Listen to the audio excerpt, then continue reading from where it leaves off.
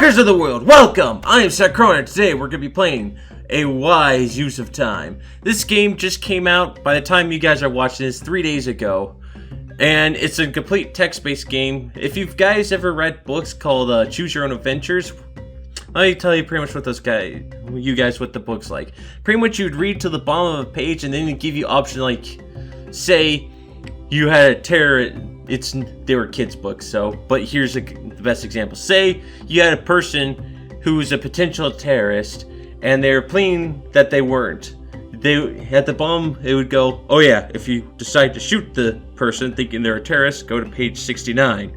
If you decide that they're not a terrorist and they're telling the truth, go to page 6. And then after that, pretty much tell you what the story was going to be on from that point on. This is essentially the same thing. You get to choose your own adventure. So let's get into it, shall we? The beginning of your new life involves a busy intersection, a speeding truck, a text message, and time stopping. It happens so fast in the blink of an eye, actually with a blink of an eye.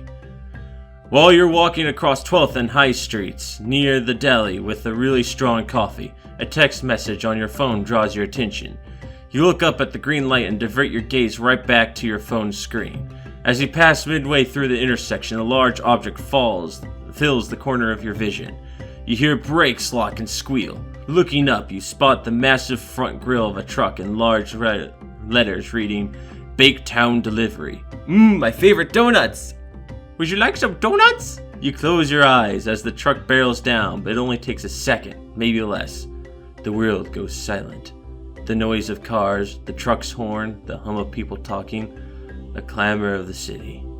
Your body tenses, and when you peek your eyes open, everything has stopped. Well, hopefully not everything, because if your heart stopped, you're dead. And that's not healthy, for obvious reasons. And now, you stand in the middle of the street, but the truck towers beside you, not 3 inches from your face. The grille of the massive vehicle leans forward at an odd angle, and a bellow of smoke raises from its front tires, hanging in the air as if painted on an invisible canvas. On the corner, a woman points at you, her mouth open to shout, but no sound emits. A bird flies high above you, stuck in the foreground of the sky, hanging in flight with its wings mid-flap. Somehow, it remains suspended. Hopefully it's not trying to take a dump on you in the process, because birds. You step away from the truck. Everything in your field of vision stands still, stuck in limbo, locked in the middle of motion. You spin to the side and face the corner you left moments ago. A tall businesswoman in a trench coat trips on a crack in the sidewalk but doesn't fall.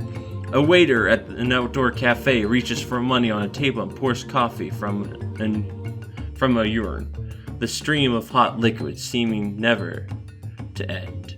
A bus barrels down High Street, its wheels spinning, though it goes nowhere. A cyclist perches next to a parked car. He's bounced upright, though gravity should knock him over. And somehow, you perceive you are the cause of it. You stop time. In the back of your head, you sense a tickle, little ants crawling over your flesh. An energy bubbles inside your brain. You are in control, but for how long? You don't know how but time will start again soon. You feel an intangible compulsion to move, to run, to test your power, to interact with the frozen city. Alright, what should we do? Stand the businesswoman up so she avoids tripping? Steal the money from the table at the outdoor cafe? Open a car door in front of the cyclist to see what happens when time restarts? Walk to the corner and try to restart time. Best to figure out the extent of my ability. No, because I'm afraid the woman's going to stand into the traffic and get completely creamed by the truck that I was going to get creamed by. So we'll save her. You rush toward the businesswoman, her long body graceful in the descent, her heels snagged on the crack in the concrete. A flap of her coat folds outward, caught in the mist of action. Her back bends at an awkward angle and her mouth curls in an O. In her hand, a styrofoam cup tilts to the side. Lid popped off and suspended above it, flicks of liquid in mid-rain. You grip the woman's shoulders and take a deep breath, like a weightlifter ready to bench press. But as you start to move her, she glides with little effort, seemingly along on an invisible track. Like somehow the world allows you to make such a change. Gravity. It reminds you of swiping across a tablet, smooth and simple, and her body repositions. You tilt her cup and recap the lid.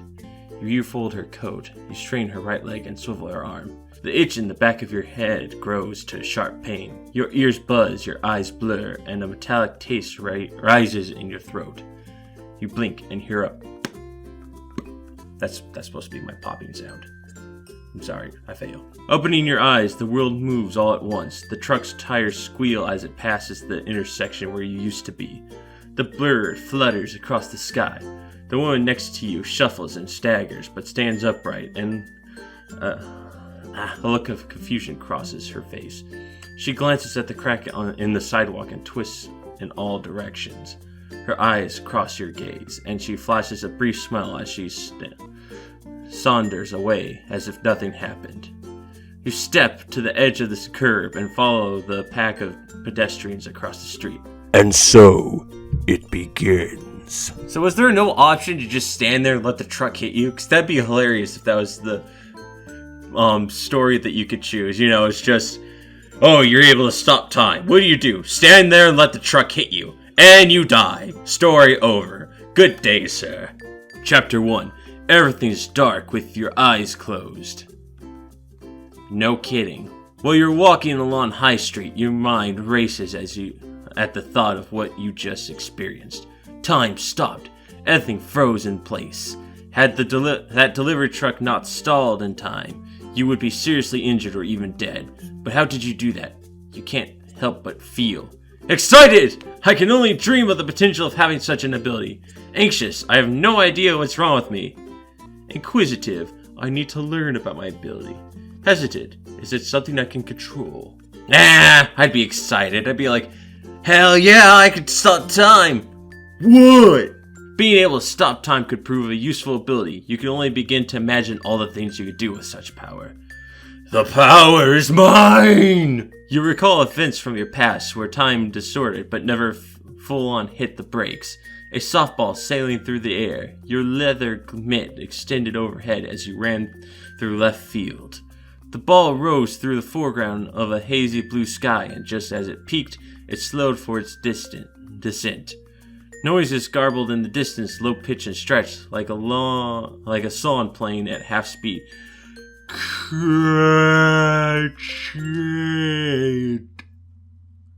Back then, you thought the rush of adrenaline made everything else seem slow. And then at college, your freshman roommate partied too hard one October night and danced on the third-floor balcony of Wilson Hall. But time slowed then, too, and just as Chris teetered over the edge of the stone wall, you grabbed the leg and pulled the drunk roommate to safety. Nah, I'd be drunk as balls with him. Okay, maybe not, because I don't get drunk, really. But nothing like stopping time has ever happened before, only odd moments of distorted clarity. You grew up in a small suburban town in Pennsylvania, with your mother and father. You are of course, I'm their son. Your parents named you something else. We'll go with my name. Actually, no. Yeah, we'll go with my name. Your family name is Kerblarb. Oh, sir, that is Clearbarb with 4 R's in a row. When you grow up in a small town, life seems to crawl along at an even pace. Everyone knows your name. Everyone goes to the same schools. When you think back of those formative years, you realize small towns are too slow for my taste. I long for adventure. I enjoyed the community you can only find in a small town. I like the laid-back community, so I wish I could have stayed there. I couldn't care less about the town. It was time to move on. Yeah, if it was a small town, I probably wouldn't mind moving on either. So, we'll go with that. As you were growing up, your father and mother provided all you needed. A healthy family, food, clothes, love. Having grown up in harder times, their mission was to provide for their children. So life was easier for you than how your parents had it. You should want for nothing, your dad would say. He never failed on his promise. You were always shy back in high school and never seemed to focus on forming romantic relationships, but during college you did on and off, and had a long-term relationship lasting your junior year. Haha, this can't be me. I have no relationships. He was a senior, and when he graduated a year ahead of me, I never heard from him again. Gay! She was my first true love, but she switched schools over summer break and we lost touch. During this time, I realized I was attracted to both men and women. I had no interest in dating. Even to this day, I would rather focus on friendship. We'll go with the second one. Your first long-term romance ended abruptly, and from then on, you had no serious relationships. After college, you took a path of most graduates. You moved home. Soon afterwards, you focused on a career. I took a job as a data analyst. I excelled in academics and wanted to use my brain for my profession. Processing natural talent at sports and superior physique, I planned a career as a professional athlete. Always charismatic and posing good looks, I turned to a career in media. Haha, that's what I'm doing now! But we're gonna choose sports. During high school and college, you excelled in tennis, playing in junior tournaments and trained extensively. Your parents made you finish your bachelor's degree, though you still found time to complete at an amateur level. After graduation, you turned professional and in your first year became nationally ranked.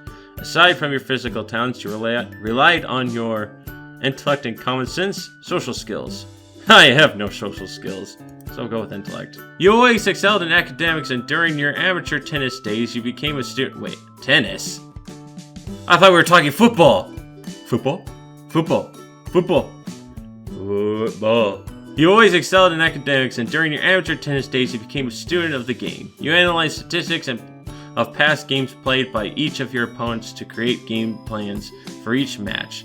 Though you trained extensively for the physical aspects, you also studied the biomechanics of high-level techniques to improve your style and lessen chance of injury. Your coaches became amazed at your scholarly approach to the game. Unfortunately, your career was short-lived. Well, shit. After a rigorous day of workouts, you went out drinking with several other players. Although you had only one drink, you drove on a rain-slicked road, lost control, and crashed into a guardrail. Your right arm was damaged and required reconstructive surgery, ending any chance at a career. Your player's insurance wouldn't pay all of your medical bills due to alcohol in your bloodstream, and the resulting costs associated with extensive procedures and physical therapy wiped out your savings. Again, shit. The worst part of losing your career money was, I liked having lots of money to spend on the finer things in life. I was in no financial position to help my family should they need it. I was saving up to buy my own house and relocate to the new city. Losing all my money jeopardized my future and eventual retirement. Now I'll have to work forever. I just felt like a failure. I should have never gone drinking and driving. I felt robbed. People stole my money and I could do nothing to stop them. Now I just want to get them back. We'll go with the second to last one. Never drink and drive. Don't care who you are, that's a terrible idea. And someone will die. Or get hurt in this case. You can never forgive yourself for making such a huge mistake. One drink and your career ended. Had you not driven that car that night, you'd still be a professional athlete and by now may even be a champion.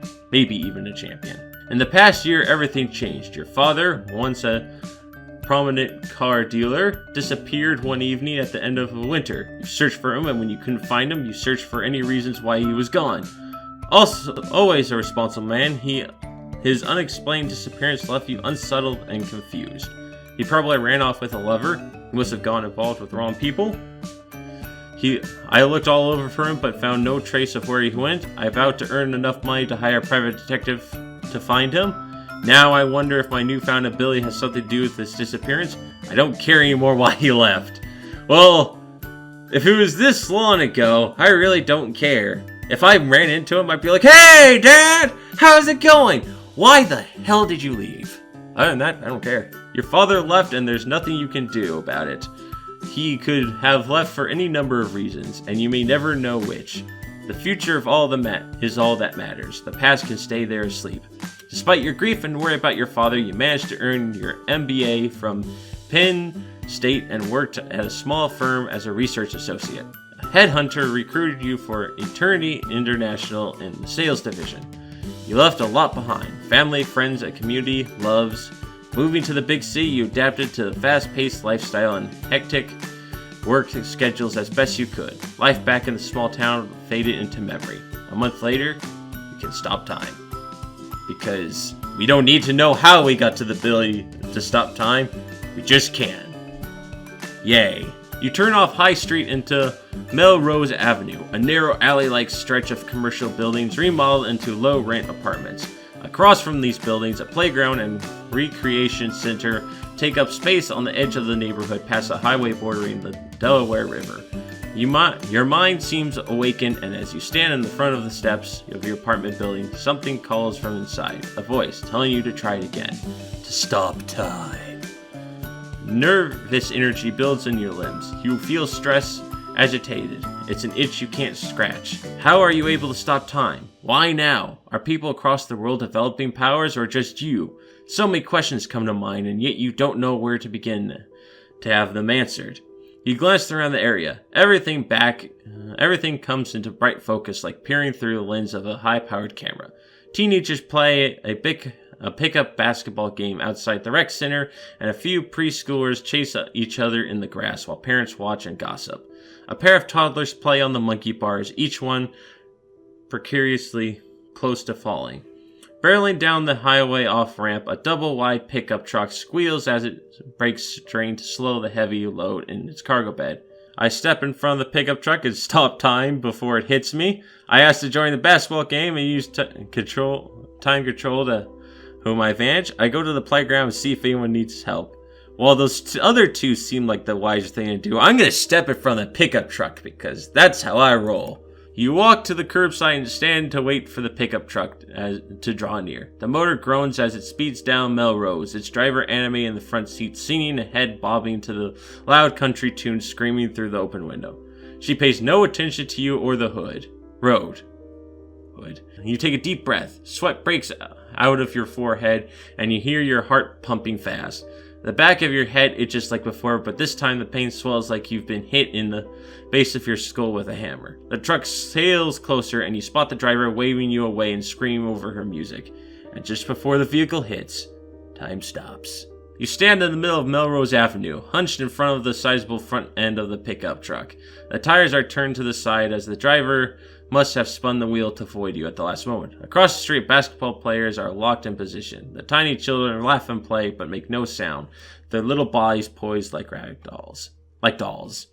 You step around the truck and onto the curb. The sheer panic of the driver amazes you. Her arms push against the wheel. Her baseball cap slides off her face from the sun braking of the vehicle. The chassis pitch forward, and dark smudges from the tires' heads are painted on the ground. As you stare at the frozen truck, a wave of dizziness washes over you. Your heart throbs, and the pain in the back of your head turns jarring, I can't read jabs. Your throat convulses in some reaction midway between a cough and a sneeze, and time starts again. The truck veers to the side and hops the curb, smashing into a parked coupe. The driver screams, but the airbag deploys, burying her face in fabric. She pops open the door and climbs out of the truck, shouting the foulest of expletives as she turns toward you. What the hell is wrong with you? The driver is tall as she is round with thick, muscular arms. Trying to get yourself killed? I was nowhere near your truck, moron, I yell back. Maybe you're seeing things. I'm way over here. There's no way I jumped in front of your truck, I say in a sarcastic tone. Sorry that happened, but maybe I was not as close as you think, I say defensively. I apologize. I didn't realize your truck was so close, I say, hoping to calm her down. We'll try calming her down. I'm a nice guy. Are you going to pay for the damage of my truck? The driver lumbers forward, arms raised with club-like fists poised to strike. You strip off your coat and push your shirt sleeves up to reveal well-toned arms. The woman stops in her tracks, and her face turns from anger to surprise. I wasn't near your truck. She looks at you and then back at the spot you stood before time stopped. She rips off her hat and scratches her scalp between thick strands of hair. She mouths the word, how?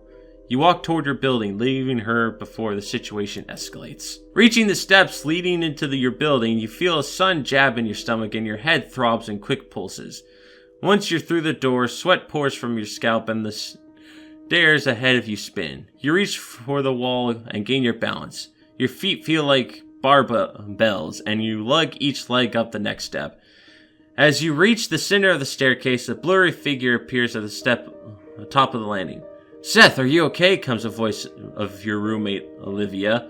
She rushes downstairs, skipping a step at a time, and latches her arms around your waist. Stronger than she looks, she guides you up the rest of the way. From the top of the steps, the sky barks echo through the hallway. Olivia's bell terrier sound pounds down the steps.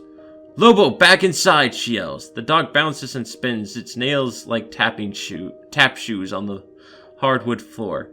Should I call ambulance? She speaks to you in a slow, even tone, but her body tenses and she's shaking, so you know she's holding back her panic.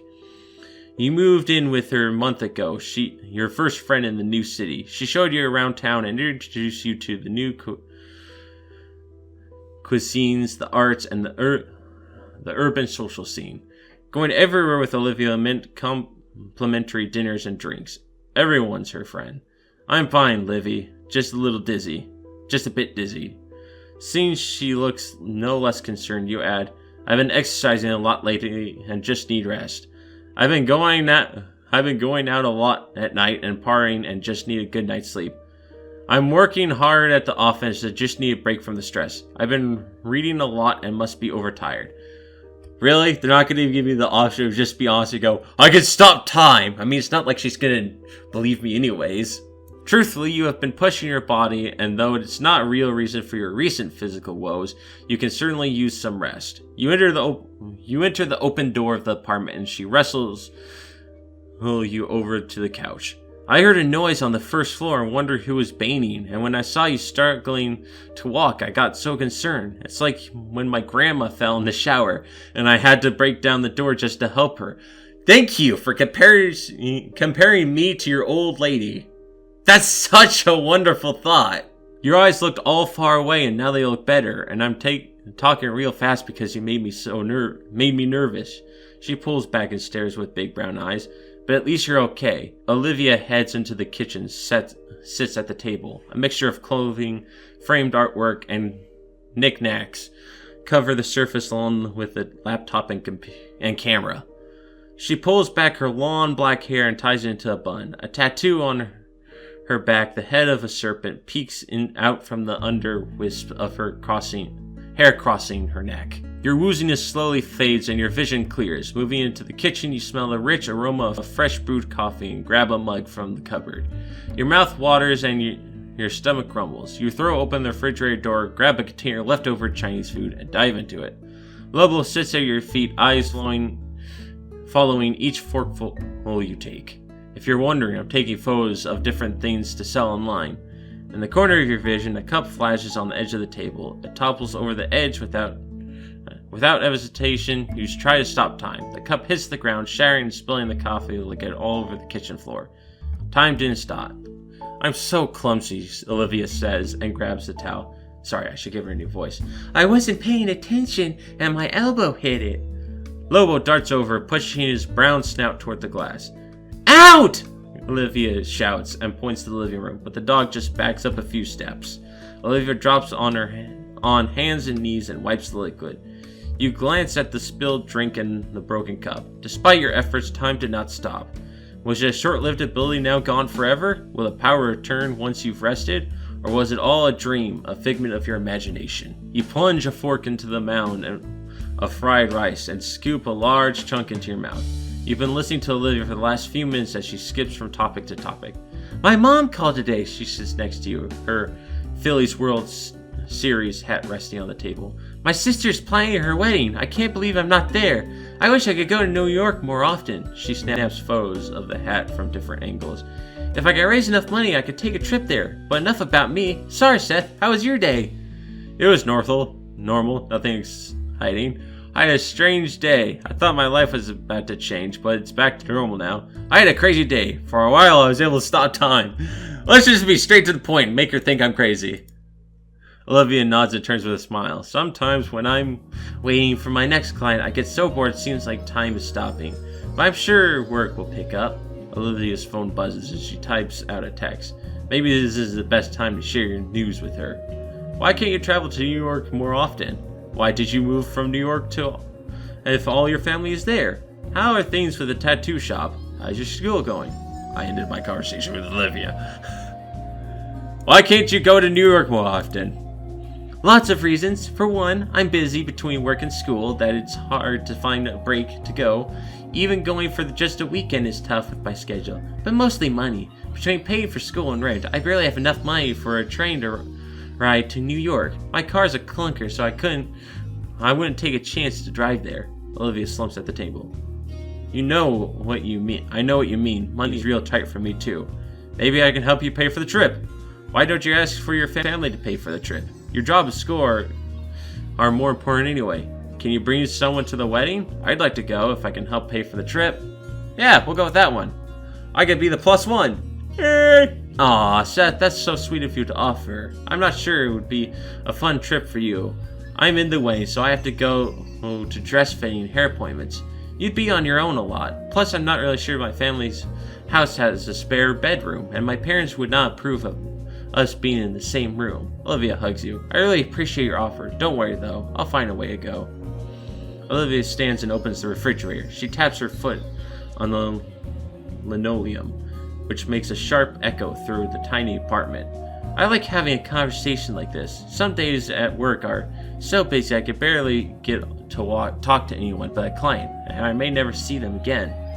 Why did you move to New York if all your family is there? Oh, these are just the same things. How's school going? Really good. I have a test next week in my business management and sales class. Did you ever take that? Yes, but not as an undergrad. I took it in my master's program. Maybe one day I'll go to grad school, Livy says. For now, it's tough enough doing my bachelor's at night. Olivia glances at her watch, raises and grabs a bag of Chow Chow dog food. The dog rushes to the bowl and pushes her nose into the dark kettle while she's still pouring. Lobo, get back. Sorry, Seth, what were you saying? Let's ask about the tattoo shop. Great, Olivia says, perking up.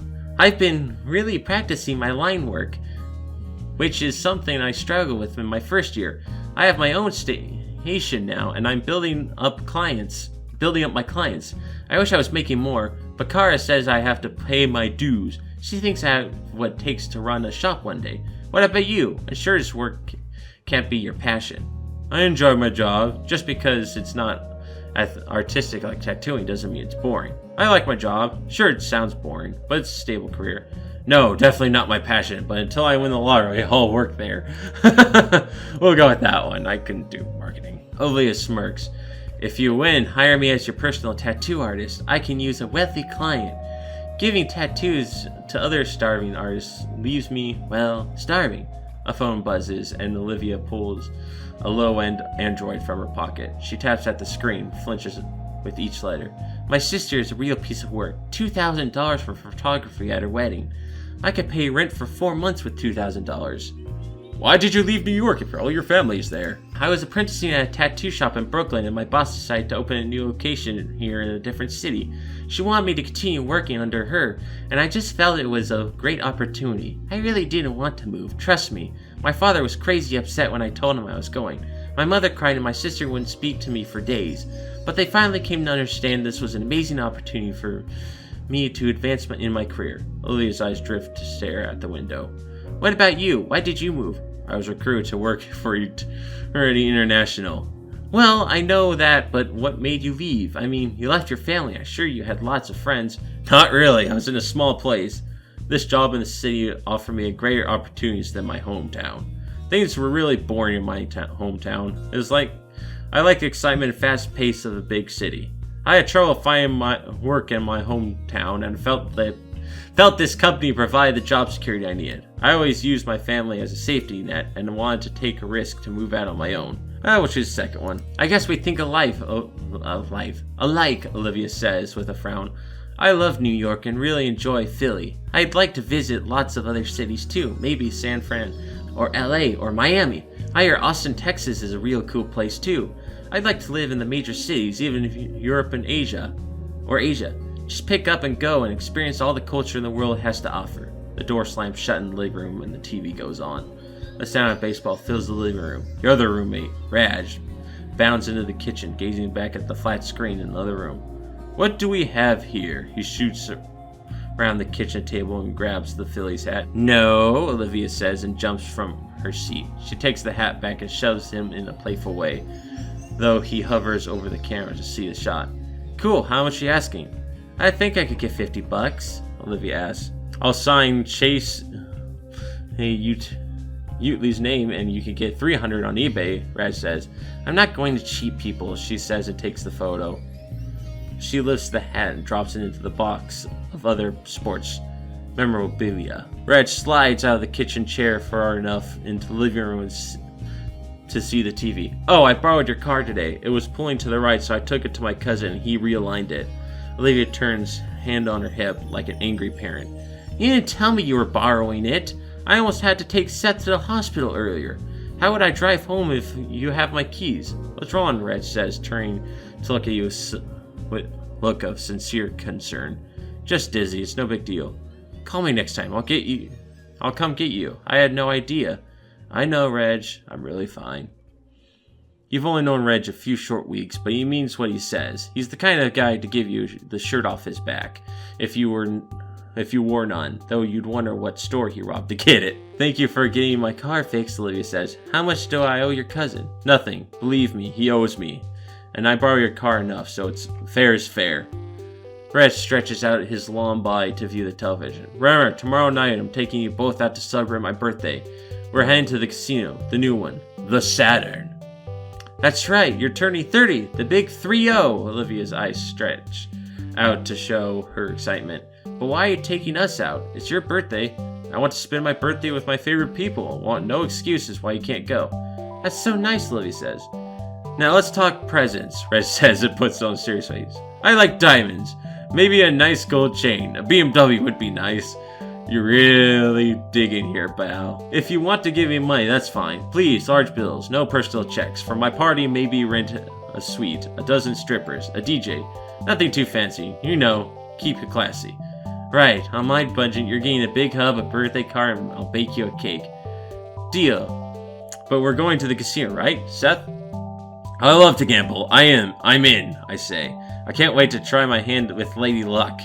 I'm not much of a gambler, but I want to celebrate your birthday. I don't like to gamble. Besides, I don't have the money to lose. It's up to you guys, whatever. Well, let's live life on the edge. We'll say I love to gamble. Nice, I have a partner now, Reg says. I say we hit every table, warm up the roulette, play some craps, and maybe a shoe of blackjack, then onto some 3-card poker or Texas Hold'em. Can't wait! Reg slaps his hands together, rubs them like he's warming them up. Olivia clears the table for Cameron, the goods she's selling. I'll see you two later. I'm working tonight. Damn, Livy. That's every night this week, Reg says, turning down the volume of the TV. Olivia steps past the couch and grabs her coat. I'm taking you off your birthday, though. See you in a bit. Reg leans back on the couch. A look of pain crosses his face, and he sits back up and digs in his pocket of his jeans. He takes out a huge wallet and a wad of cash, which he tosses on the old coffee table you took from home when you moved out. The money fans out, and you see hundreds of dollars in crisp 20s. Reg sees you eyeing the stack and snatches the money up. My rent money. I forgot to get Liv a check. By the way, here's $100 of you from last month. Reg, I told you not to pay me back since you paid for all those groceries last month. Groceries are nothing. Take the $100. I appreciate your spotting me. Reg takes a large gulp of soda and leans back again. So let's talk. I'd love to, but I gotta end this video here because my voice is starting to get sore and everything is starting to get blurry from reading. So this has actually been a pretty cool story so far. I'm actually quite enjoying it. It's like reading a novel. It's exactly like the Choose Your Own Adventure stories. Okay, maybe not exactly, but it's awesome. I can't wait to get in the next episode. I hope you guys are enjoying it as well. If you guys enjoyed this, go ahead and check out some other videos that I've done. And if you really liked it, go ahead and hit that like button and turn the volume up to 11! And as always, until next time, rock on!